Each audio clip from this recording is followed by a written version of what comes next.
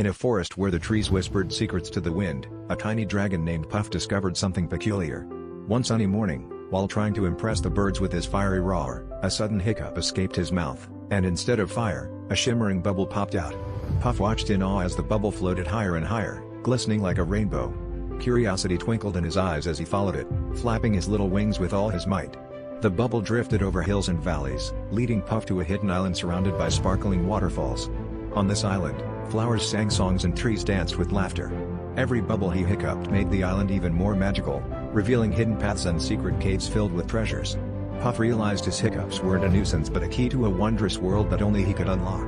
From that day on, Puff and his magical bubbles brought joy not just to the island, but to every creature that dared to.